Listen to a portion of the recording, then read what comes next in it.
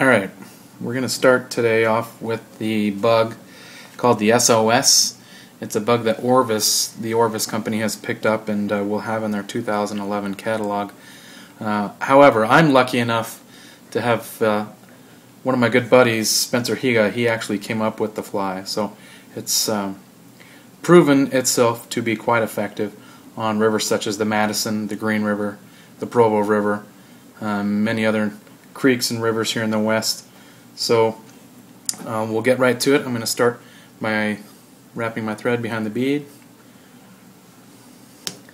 This hook is a 1639 from Orvis company. It's got the, I like it because it's got the offset point. If you can see that there in the picture, but it just helps in hooking a little bit better those fish that eat this fly, and done quite well on it the last few years. So what we'll do is after I've started my thread, I'll go back, maybe just past the barb and the hook, and I'll tie in 4 pheasant tail fibers here. The pheasant that I'm using is melanistic, but you can get away with black. I've used black in a pinch and done just fine. So we'll tie in those feathers.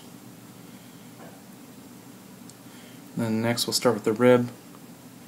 My buddy Spencer, his 2 favorite flies are the zebra midge and the pheasant tail. This is kind of a hybrid between both. And the name of the fly, SOS, stands for Save Our Skin. It's certainly saved my skin a couple times, especially up on the Madison below Ennis. So after I've finished wrapping that thread, or the rib in, I'll just tear off these fibers here and then start the rib.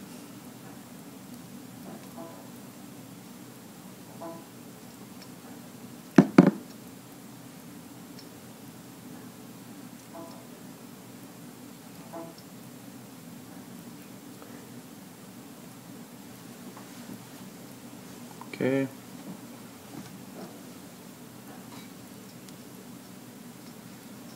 I'll tie that off.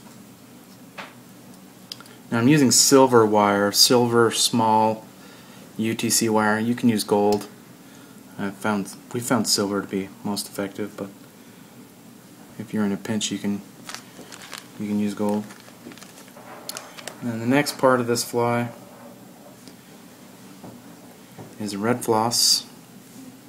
Spencer used this for with the idea that when the bug is emerging and his wing case is split,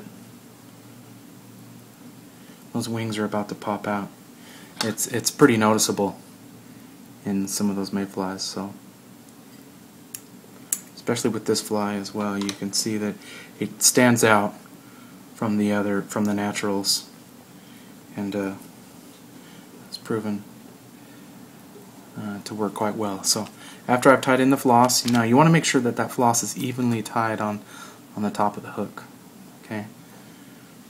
I know the fish probably don't care that much, but I do. So and then the next step would be to dub your thorax, or your abdomen, excuse me. And it's just black rabbit. Spencer ties his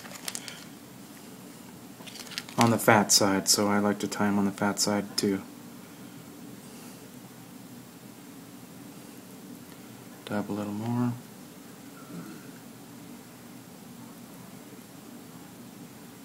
Then I'll come back and dub just a little bit more as well.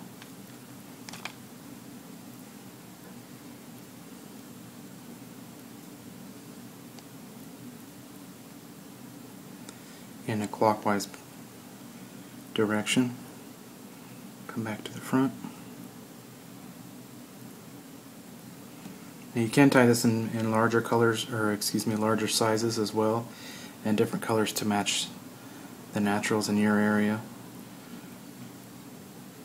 I've seen this fly tied in, flies as small as 22 for blue-winged olives, and then flies as large as 10s and 8s for western green drakes. Let's see, make sure that's in there nice and tight. I'll just reinforce that again. A few more wraps there. Okay, come in and trim. And then I'll just dub just a little bit more, really sparse dubbing here for the next step. Now you could add legs here as well, using crystal flash or whatever leg material you'd like. I'm just going to simply dub, put a sparse dub on the thread,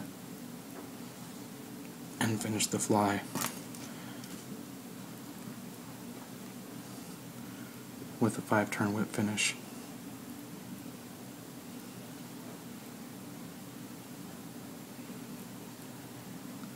I do that just to make sure that it just looks a little bit cleaner there with the dubbing on the thread and the whip finish instead of plain thread. And trim, and there you go. There's the SOS Save Our Skin Mayfly Nymph, available from Orvis, 2011.